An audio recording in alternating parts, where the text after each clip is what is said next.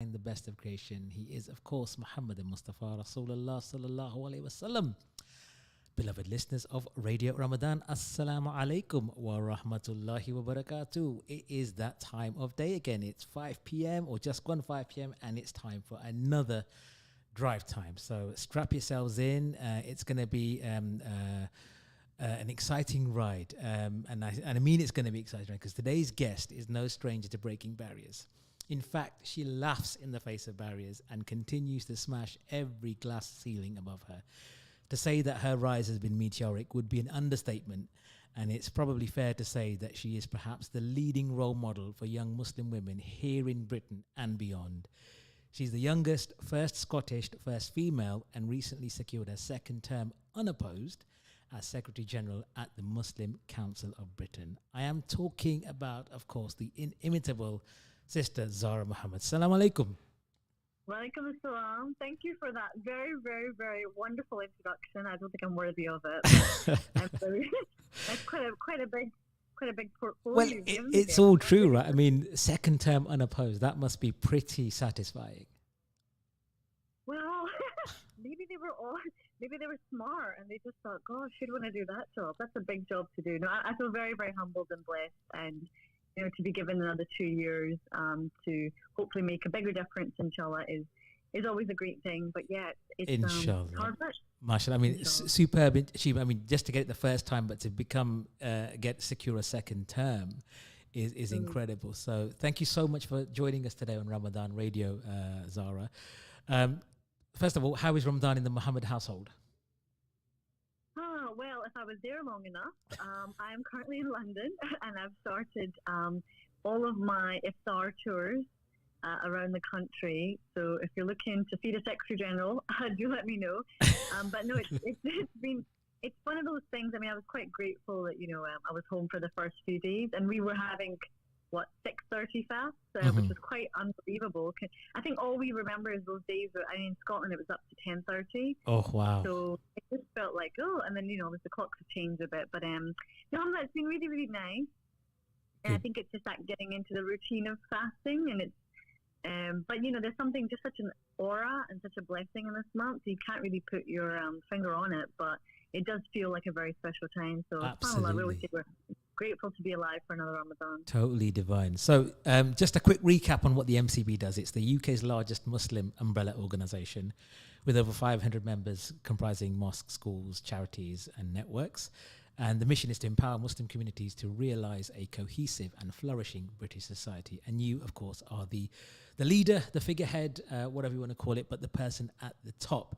Now, before we talk a bit more about you, Zara, we have to start with obviously being a momentous week for Scottish/British politics and a historic times for British Muslims in particular and Western democracy. What's been your take on this? Has Hamza Yousaf's election and appointment been inevitable to a certain extent? I don't know if it was inevitable. It was quite a toughly kind of fought leadership battle, and I think there's just the idea of it. To be honest, as someone who's kind of born and raised in Scotland and Glasgow, and known Hamza a little bit as well. He's a little bit older than me, but he's obviously been quite prominent in politics. But just the idea of the first Muslim first minister in Scotland, I mean, that is essentially like a head of state, leading a nation. It was quite an idea, but it was definitely neck and neck, and I think even the result, it was quite tight. But I think it really broke the stereotype, and obviously we saw Rishi Sunak and other notables, who have taken on senior positions like the Mayor of London. But I think certainly this is quite a significant moment for British Muslims and for Scottish Muslims, and for a lot of young people to consider, especially around that idea of who can lead in Britain, what makes you British, all of those, all those kind of stereotypes and tropes, and the stigma associated with being a Muslim, and how challenging it is for Muslims in politics. So I think he certainly worked very hard for it, and I think it's more a representation of him and his ability than anything else. But I think definitely a welcome and huge moment for all of us. Absolutely. And I have to ask you, right, what are the Scottish Pakistani Muslims doing right? Because there's you, there's Hamza. Can you please give the rest of us some advice? Because you seem to be like just completely smashing it. The Pakistani Scottish diaspora is doing something. Is it something in the water? What's going on? I think there's something in the biryani. I don't know what's going on. reflecting on it on a more serious note. And I think we really got to credit our first generations. And I think that's, credit to all of them everywhere. But, when our kind of grandparents, I'm third generation Scottish Pakistani, and when our grandparents came, they had a really, really difficult time settling, being accepted. And we were kind of that first generation that got to go to university and got to explore other paths. And I remember my father even telling me about the National Front and just the amount of racism and discrimination. And we saw, even not even too long ago, 10, 20 years ago, the war. I think there's been a lot to get through. And I think that early perseverance to set up that kind of entrepreneurial, we set up businesses, we set up mosque schools, whatever it was, we kind of weren't deterred by it. So I think there's a lot of credit we have to give to that early generation that I guess believed in us and pushed us and also maybe kept us grounded to keep working hard and to keep doing it. So, but I think that's, representative of all of that first generation, not just in Scotland, but definitely in Scotland too. That's really interesting because I was thinking about it as well leading up to today. And I just thought, do you think there is a greater acceptance of Pakistanis and Muslims in general in Scotland compared to other parts of the UK? That's such a good question, and I think there's probably lots of answers to it. I think, some of it is on the way that the community migrated, integrated, and kind of got engaged in society. Others is about the society around them and how they facilitate that process. And I think in the Scotland example, we're a much smaller population. Of course, racism and Islamophobia is there, but the community itself established itself, not just as a community, that was more enterprising. And I think because the Scottish culture generally, just seemed to work very well, was more understanding.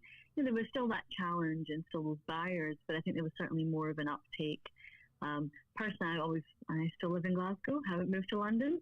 And I think it's because it's where home is. So I think, with every community, there are challenges in that particular context. And I think the Scottish context, it has its challenges, but also its positives. And for me, it's been a very good experience, and I think our communities have been able to, I don't know, to adjust, but really to create a Scottish Muslim identity in some ways as well.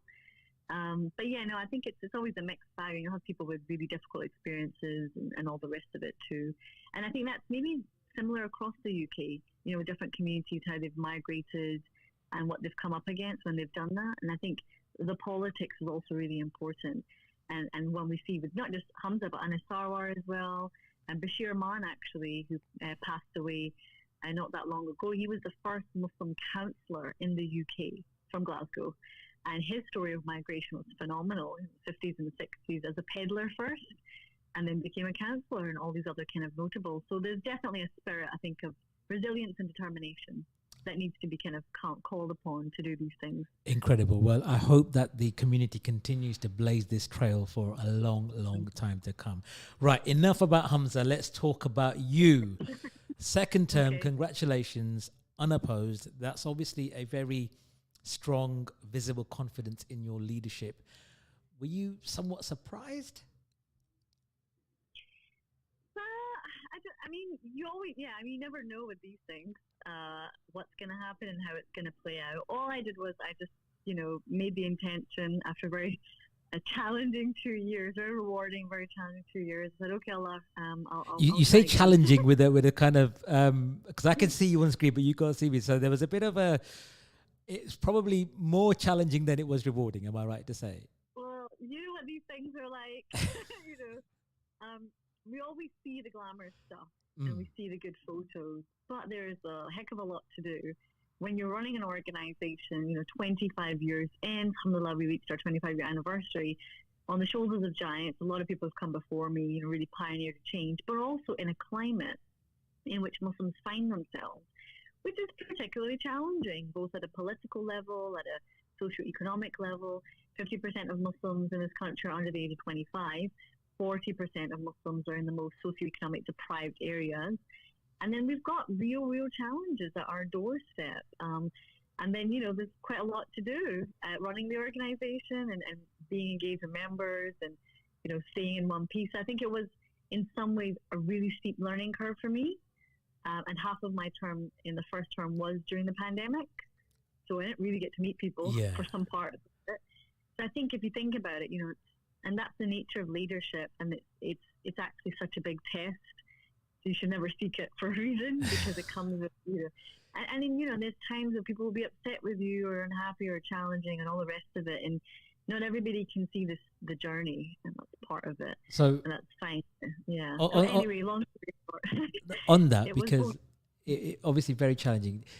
Did you at any point think, you know what, I need to maybe hand the reins over, or maybe it's come too early for me in my career, or I don't know. Were there any dark moments where you were just reflecting, thinking, is this for me, or am I for the MCB? What's going on here? Mm-hmm. There's always dark moments in leadership when you just want to hide in the cupboard and switch your phone off. I mean, look, in my term, I had terror attacks, and we had the situation in Leicester. There's been so much going on, so much travel as well. I mean, I met over 200 organisations across the UK. I wanted to meet communities and find out what is going on. And there were moments, obviously the highs are really high and the lows are super low. And for anybody listening, all of us have to do things in life that are difficult and challenging, and we step out of our comfort zone. And there are moments where, when you're a first female in my role, how many other people can I really relate to that have done this before, my position in that way? And I think there's times where really got to hold on to faith, and, taking on taking on this step to do a second term was really about, I didn't feel like I'd done enough, or I hadn't consolidated what I'd done. But I had learned a lot. And so for me, it was about doing things differently and learning how to do it better and focusing on what I wanted to do in that service. But certainly there's always dark moments, but then, you can't give up. No, absolutely. And I didn't mean that as a negative question, because I want our young sisters and brothers who are listening to take inspiration from what you've done and what you continue to do. So it was just, I'm just curious to understand from a personal perspective what that journey has been like for you. So on that, what do you think in the first 2 years has been the biggest lesson that you've learned? It's probably the one that nobody ever talks about, and it's about taking care of yourself. Self-love and self-care, yeah. Yeah, and it's because if you think about it, and I think this is something that maybe I've reflected on deeply, as a person who's done a lot of community work, volunteering, and I'm sure you're really in that space as well. We burn out a lot. And I always wondered, I don't know if it feels right that we're always burning out and we're exhausted, and there's so few of us doing so much, or there's always so much to kind of carry and hold on to. And I think you've got to have a really good sense of discipline with yourself, that, your body really does have rights on you. You're not good to anybody if you're tired and exhausted and cranky. And so I think it was about, just incorporating getting away from my screen and from meetings after meetings, slowing down on the travel. Sometimes I would go overboard, but also remembering to stop and just appreciate what Allah has given you, the good and the bad, because I think there were moments where I'm moving so fast that I didn't get to stop and just think, oh my gosh, this is a great win, or this is, when you're just moving too quickly, there's so much to do. And I think slowing down is really important. I don't think I've got it all right, but, and living in Glasgow, go for a walk. Go sit with your family and be present and don't look at your phone. Those things. Block your diary so you can take a break and you do stop. And then I think the other thing that was really important in terms of that leadership journey is that you can't lose your nerve. You can't give up. You've got to hold your nerve, and absolutely, because that's what leadership is about, isn't it? People have to, you have to make a decisive decision there and then, and stand by it, and hope people will understand why you've done what you've done or what you're deciding to do. So incredible stuff. Honestly, sorry, go on. And even if they don't, because sometimes they don't, you gotta own your decisions, the good of them and the bad of them, and you gotta know that in that moment you did your best. Yeah. And that's it. So on that, when you're making decisions, because it is interesting, you're the first Muslim woman, mashallah, and when you're blazing that trail and you're walking that path that's untrodden, there is no one there to sort of help navigate around the pitfalls or the potholes and whatever that might be. Where do you go to seek counsel or to vent or just have a little pick me up? I know obviously your family, your parents, whoever that might be, but is there an inner circle that you tap into to sort of rejuvenate you and make sure you keep going? Yeah, I think that's such a good question. I think I've maybe throughout this time, I mean, you got to have some normal people in your life. You got to have some Define normal. people. I don't know. I personally, you got to have some crazy supportive people in your life, and you're so right. I think, in that kind of space and work environment, of course, there's been some really wonderfully supportive people that I can lean on that will help. And it's not just you that's doing it. And I should put a footnote in, it's a team effort. But there will be moments where you've got to get that kind of, just someone you know and trust that can just give you another perspective on things, offer you that. And sometimes that's other leaders in other fields. Sometimes it's more of a spiritually, someone you trust that can give you some good kind of Islamic or spiritual advice. Sometimes it's friends. That's what I mean by normal people. They're not in your bubble. They don't operate in your space, so they can just give you a bit of a level opinion of, I don't know if it is really as crazy as you're saying. Maybe you need to take a break. Maybe you're just tired. Maybe you need to sleep. And then also I think it's also appreciating the people that have come before you and going and tapping into that as well. But those who have been close to that and have experienced that. And then ultimately there's the Creator, of course, who better to talk to about it than Allah, and to just be on the prayer mat and just to take comfort in the fact that there isn't anything that you've been given that you can't handle. And also that, in the prophetic tradition, that hardships were there and good people are tested even more. So all of that. But, when you're in the field, it's hard. And you've always just got to find a way to get yourself back up again. Right. And I do feel Ramadan is a really special time because it's a good time to charge. So just to reset and reflect and, prepare yourself for the year ahead. Excellent. Thank you so much for that. That's just absolutely compelling. Message from Sister Aisha Sidat said that you've gone from strength to strength, and she's so grateful for you nominating her for the Queen's Garden Party, and she can't wait to see you again. So she's an amazing individual, and we're so proud to see her re-elected. Hope we get to meet soon again, inshallah. That's from Sister Aisha, who's a big supporter of Ramadan Radio. So looking forward to having her on the program as well in a couple of weeks. So a couple of other things. There's so many things I could ask you. I'm not sure we've got enough time. We could do like a whole series here. But during your first 2 years as the first Muslim female as Secretary General, are you now seeing more and more young Muslim women and others feeling more confident and empowered to lend their voice to political discussion in particular? Yeah, certainly. I mean, I don't want to take credit for that. I think they were always already there. I think we're seeing more and more. I know you say you don't want to take credit, but you have given them permission that it's okay to do so. And I suppose that comes with the role, right? I hope so. If people have taken inspiration, then great. And I've definitely seen, I mean, in my travels, it's a phenomenal amount of women, even locally in Leicester. I've been really honoured to meet so many of them, whether they've been councillors, running for MP, Lord Mayors, or Deputy Sheriff, all the different kinds of roles. And I think what you're seeing, though, particularly with the younger Muslim women or just young people in general, is they're no longer questioning their identity or that sense of belonging or that kind of idea of can we. I mean, there's certainly confidence issues, of course, which everybody goes through. And there's a huge need for a support network if they do stick their neck out there, because the challenge is when they do put themselves forward, the amount of kind of social media hate and abuse and kind of politics, and sometimes it can be very difficult. But yeah, I think it's been a really positive and promising picture. And across field, I mean, we had the first Muslim Women Law Society president, QC and the criminal court, and the list goes on and on, I think, mashallah. So it's been really, really good to see that. And a lot of these ladies are older than me as well.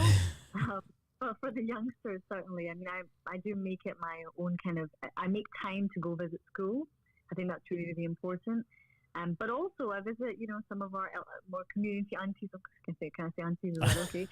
Did for International Women's Week, Women's Day, I made a week of it, and I travelled to 4 cities, including Leicester, Birmingham, London, and Manchester. And I just sat with local women, and I just said, look, this amazing what you've done. Whether you're our mothers, our aunts, our sisters, or our daughters, everybody plays such an important role. But we need the men with us to continue to support us to do that. So I think it was a really, really nice week of kind of engagements and visits, and I think it's been good to see. Fantastic. So I want to ask you now that you've been elected for the second time, what's on the to-do list? Just give me a flavour of what you're hoping to achieve in the next couple of years. Yeah, I had to really think this one through because, when you've only got a certain amount of time, you really got to focus. And I think what I realized is, there's maybe three kind of aspects of change that I'd like to push along and make a difference to. And one is about the community space itself. And, we've got so many different kinds of issues, social issues and all sorts of things going on. And I thought, okay, well, what is it that we can make a sustainable change to?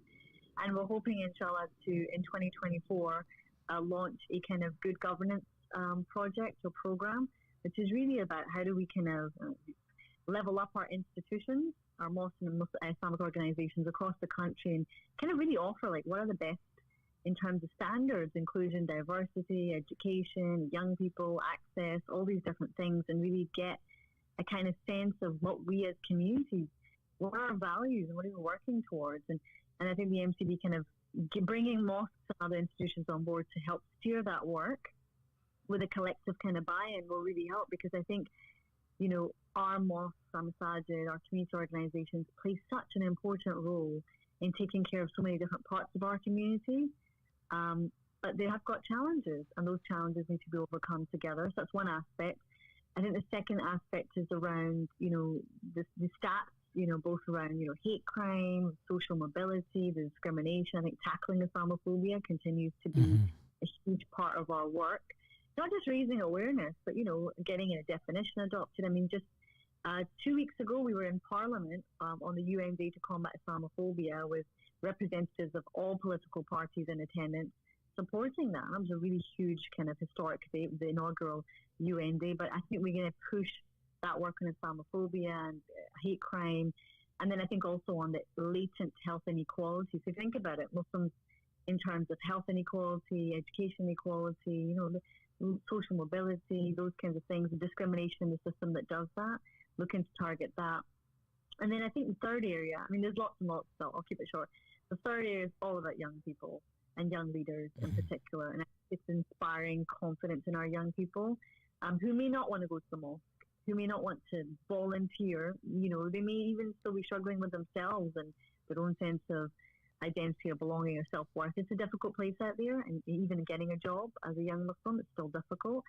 And I think it's on all of us to do something to inspire that younger generation, to let them know that they can lead, they can achieve great things, and there's a lot of people around them to support them. So I think those are the kind of areas of work that we want to continue to champion and work on. And of course, amongst that is, the work on women and celebrating our successes as Muslim communities. There's a lot to do. MashaAllah, that sounds really exciting. And I just want to touch upon one of the initiatives that the MCB does is the Visit My Mosque event, which happens annually. So I think it started a few years ago, right? And was welcomed within the communities. I know, living near a mosque myself, I think it's great to be able to just throw the doors open and say, right, come in, take a look. This is what we do. This is how we pray. This is what a mosque is. How do you build upon that, and what is the plan to have other similar events? Because I feel, particularly here in Leicester, it's quite concentrated, saturated Muslim community. Sometimes I do feel that there is more we can be doing to invite others to Islam. And I also feel that with the largely South Asian community, there's a sense of ownership of Islam amongst that community. And what has your experience been of the minority Muslim communities, like, for example, the Arab or the African world or other parts of the globe, where they said, do they feel that the MCB is a voice for them as well? Yeah, no, two really great points, actually, and I'm really glad. So we will be doing Visit My Mosque again this year as part of our building bridges and building communities work. So we're looking to that in September, inshallah, some more info to follow. And you can check out our website for more info. But you're right, that campaign is so fantastic, because literally people say this is the first time I've ever stepped foot into a mosque. And in the last year, we had families coming together, and we actually made bunting and balloons to make it more of a family fun day type experience. But you're right. I mean, what do you do in particularly concentrated areas where there's a huge Muslim demographic? And because we also spoke to Birmingham about that, and they said, well, everybody in this particular spot is Muslim. What do you think we should do in terms of that wider engagement? And some of it is doing a little bit of work to book in schools a little bit earlier or a little bit further away. There'll be pockets of places that people will want to kind of come and visit. So maybe it needs to be organized. The other point that really connects to this is things like the refugee community and those minority communities that you touched upon, which we really have such a duty to do something for. And it's actually part of that good governance work, because one question is really, what are we doing to sort of convert revert communities, disabled Muslims, those from minority Muslim countries. So MCB, mashallah, we are a broad-based umbrella, and we do try and make that very clear in all of our work, in our campaigns and projects, and kind of keep an eye on that and make sure we're not seen as overly South Asian or one particular community. And the outreach has really been important to doing that, as well as the kind of how we articulate our position. What I would say and really call on our institutions and communities to do is really think about that. What programs are you doing? Because it's all about that local engagement as well. And refugee communities are particularly of a huge kind of concern now, because, they're still housed in hotels. They're kind of being strewn all over. There's awful immigration bill that's come out as well. And a lot of them are Muslim. So I think with a little bit of thinking and foresight, our institutions can certainly do more to invite and to engage. And Visit My Mosque is going to continue to be a kind of pioneering campaign for that.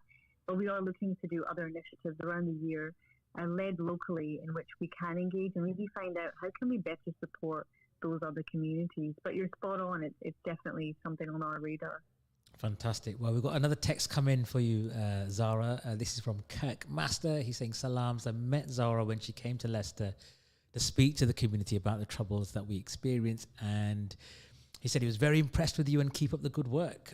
So that's a big thumbs up from Kirk, who's doing fantastic work in the community here as well. So a lot of people being empowered to make the places where we live much better places. You are listening to Ramadan FM. I'm in conversation with Zara Mohammed, Secretary General of the Muslim Council of Britain. We've got her company for the next 12, 13 minutes before she zooms off to do something exciting at Parliament. I don't know, with Rishi Sunak or someone like that. I don't know what she gets up to but in Parliament. But if you have got a question, why not drop us a text on 07748 855 055. That's 07748. Okay, you blocked the number. I can't see the number. Sorry. 748 855 055.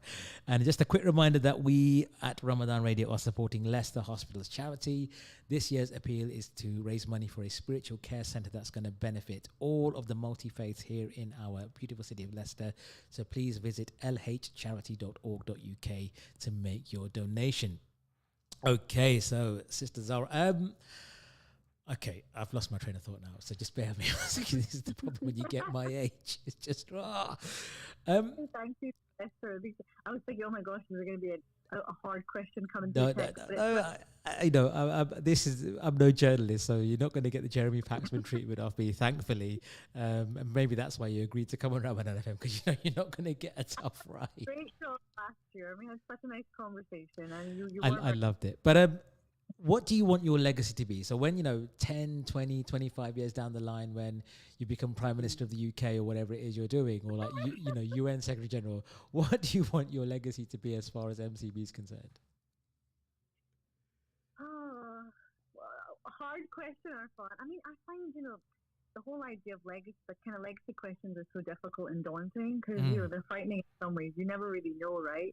Is it for you to decide? But I always think that, it's nice to be a break in the system from, because I think it's only now that I really realize how different I really am as a Secretary General and kind of the difference that I brought. Like I said, you take a minute to stop and think. And I just hope that in some ways I can inspire a culture of leadership to come after me, to continue to do this work, to break barriers and boundaries, to look inward and think, well, actually, maybe there's things that we need to fix up ourselves. To be a strong, confident voice to the media, to our politicians, and to also be a source of great confidence and inspiration to young people. And someone asked me about, when I was young, who did I look up to? And I said, well, there wasn't really anybody that looked like me, anybody I could relate to. And I just think that we're kind of really blessed to be in a time where we are seeing more people. But not everybody wants to be a Secretary General or a leader of an organization or a politician. But I think the message is, Allah has already given you some supreme gift. You have a gift inside of you, your compassion, your mercy, your ability to make people feel good, or whatever it is. and it's about our ability to share that and to not suppress it and to not feel that we need to hide ourselves, and also to feel completely part of the society that we are in, because it's our society, and to take ownership. So I do hope that, I don't know what precisely that translates to into my legacy, but I hope that there's at least this idea that we could do things differently and we could be a bit different, and why not step up and be the person to do it. Because I remember when I was considering running, it was terrifying, the idea of it, and the thought, who would vote for me? Not a lot of people did vote for me. So you just can never imagine what Allah's going to give you or where He's going to place you until you make the intention and ask Allah to help guide you along that path and help you find a way. And I just sincerely think that, in all of the 2 and a bit years now and the journey and so far, I have been so inspired by our communities across the country. They do so much good. And they've been doing it for decades. And they've gone through the trenches. We've had some really, really tough times for our community to face. And I feel like now is the time to look up a little bit and feel confident about ourselves, and to help for everybody. And that's what Islam is all about, right? To share goodness for all of humanity. Absolutely. And you made a point there about representation and visual representation. So here we have, mashallah, young dynamic Muslim sister who is unapologetic about wearing the hijab and her heritage.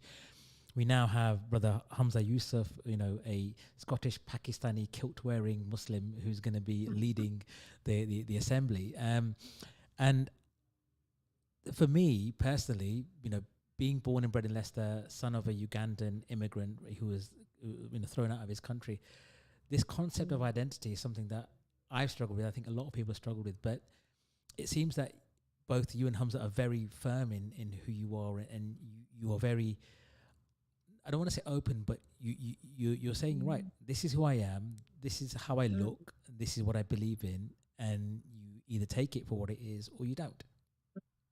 Yeah, definitely. I think there's been so much, we've seen so much of how, whether it's our parents' generation or just, 20 years of the war on terror, there was a real sinking feeling. Something happens on the news, you get that sinking feeling. Just stories are always negative, and the media is still doing that. There's still sides of our politics that are perpetuating a really negative. And we saw that with the World Cup last November. The whole furore around human rights, LGBTQ. How did that make you feel?